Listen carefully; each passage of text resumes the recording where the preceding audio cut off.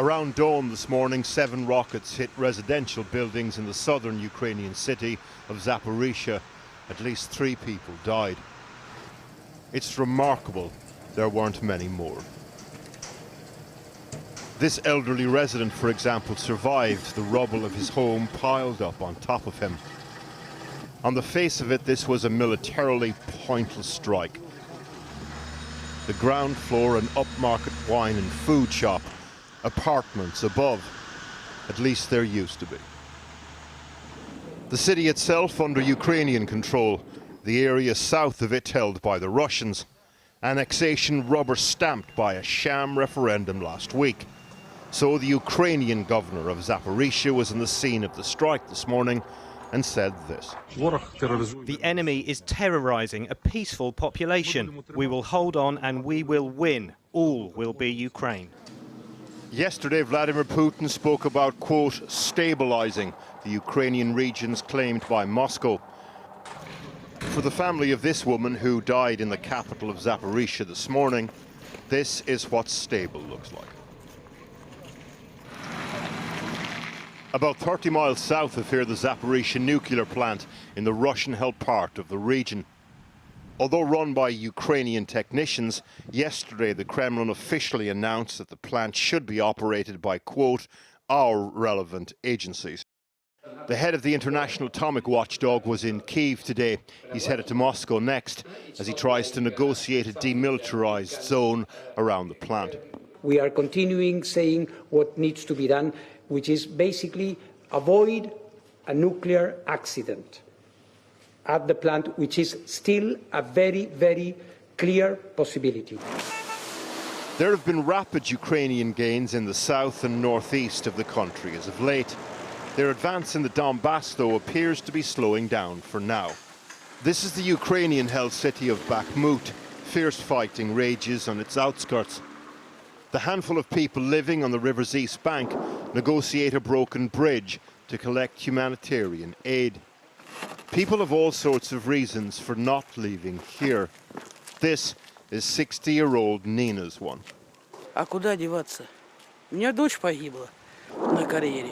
She explains that on the other side of the river, a shell had hit her house. Her daughter was dead. And Nina won't go anywhere until she's buried her properly.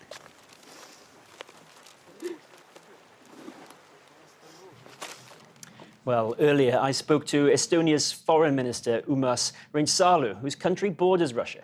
I asked him whether he shares the fears of a potential nuclear accident at the Zaporizhzhia power plant.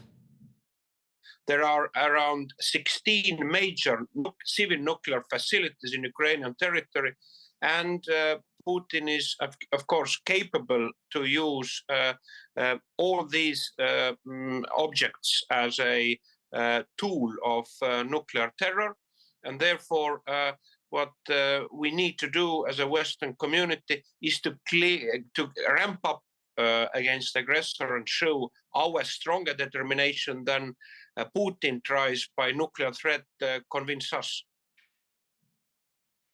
President Zelensky has called this nuclear blackmail. But what can you do when your opponent is dangling that nuclear threat before you?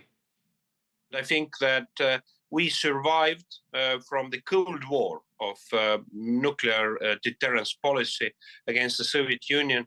And if we remain cool, if we remain determined, we can survive also the Putin blackmailing. He, in a way, has turned quite agonical steps, looking at what is happening on the front lines. Therefore, the response from Western communities that if he uses either technical nuclear weapons in against Ukraine or nuclear threat by again using civilian infrastructure, that the price tag will be such that his army will be annihilated, and the price tag means his fall. European leaders are meeting in Prague today, including the Estonian Prime Minister. How much concern is there that there will not be a stable energy supply to Europe this winter? Yes, there is a problem with Russian gas. We in Estonia would like to see a full Russian gas embargo. We have, and also our region, many of our region countries have passed also national sanctions on that matter.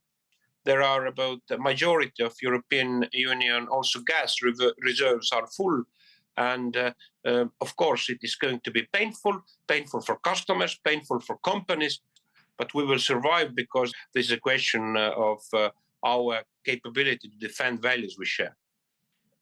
Urmas Reinsalu, thank you very much for being with us tonight. Thank you.